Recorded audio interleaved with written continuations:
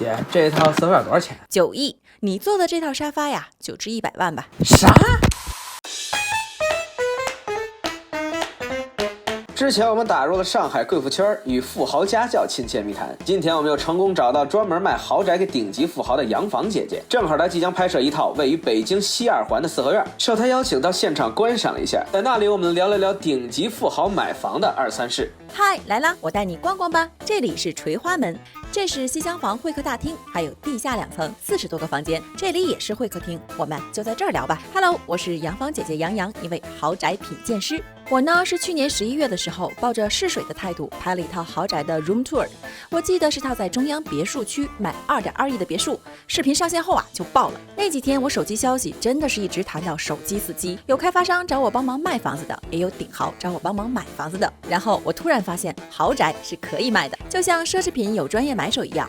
也就从那个时候，我做起了开发商和顶豪之间的沟通桥梁。所以顶豪们也会看 B 站和抖音？当然了。而且我们服务的客群主要是80后和90后，就是互联网养成的这一代。80后和90后已经有顶豪了吗？对呀，有些是富二代，有些是创一代。哦，对了，我们的客户一般都是隐形富豪，百度上基本搜不到，也不太出席公开活动，不接受采访，甚至递给你的名片可能都是假的。能多低调就多低调。疫情那会儿，我们有个外地的客户来看北京的一套四合院，当时他就穿着一身很普通的衣服，也看不出牌子。当时四合院不开放嘛，他就一直趴在门缝上看里面的厢房。你能想象吗？一个鬼鬼祟祟趴在门缝上的路人买了套1.2亿的豪宅，那你们怎么辨别他们的身份带看前，我们会要求他们提供1:1的财产证明，去展示他们是有购买力的。我记得过几天要来看这套四合院的那个客人，之前发来一段手机录屏，我记得上面银行卡余额有8.5亿。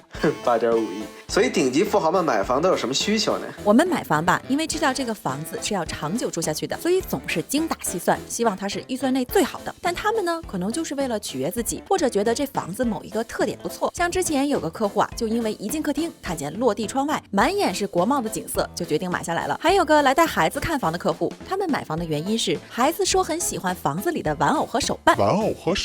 最近有个客户买了套面宽很大、空间感很强的房子，因为他觉得这里很适合当他宠物的乐园。所以顶豪们有没有什么普遍性的需求？他们是非常注重隐私的，即使是在和我们这些专业豪宅买手联系的时候，也不会轻易露面。所以很多豪宅在设计的时候也都会注重这一点，要做到只要这个住户不想，他和他的邻居就不会知道彼此是谁。比如有个很多明星住的小区，很多公共区域只做脚灯不做顶灯，这样呢，你们即使在路上遇见了，也是看不清对方的脸的。那顶豪们会有什么忌讳吗？很多人买有历史的老宅子的时候，会提前和我们说好，在历任的房主中不能有非正常死亡的，不能有被贬官的，投资失败的也不行。而且吧，南方客户会比北方的更看重风水，他们还会把生辰八字提前给风水大师，对风水大师言听计从。那顶豪们会有冲动买房的情况吗？一般来说，买度假房就特别容易冲动，尤其是三亚的那些豪宅，他们会觉得朋友都有，那我也要有。而且我会经常建议客户不要轻易下单，一定要想好了再出手。不过他们也不太会后悔，买了就买了，房多不压身。他们买房就跟我们买鞋子一样，买多了也不心疼，而且也会忘了自己有多少套房子。大部分的房子都在闲置，当然闲置的房子也是要维护的。像这个9亿的四合院，平时会配备1个管家、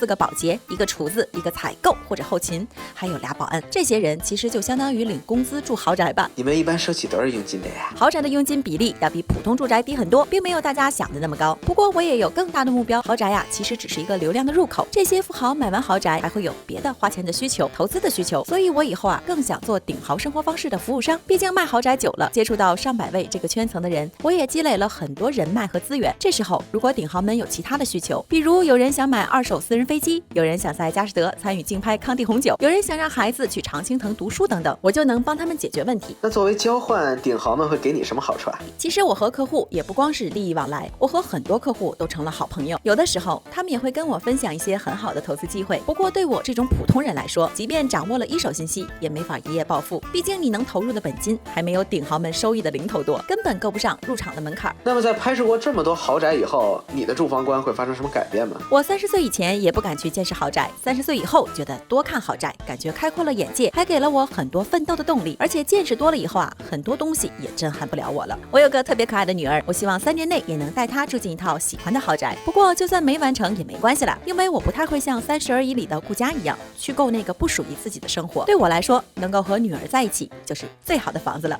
最后一句有点感动，赞同的扣个1吧。感谢大家的收看，如果你喜欢这期节目，请点击这里给我们一键3连吧。如果你想看更多类似的精彩内容，请点击这里关注我们。我们下一期再见了。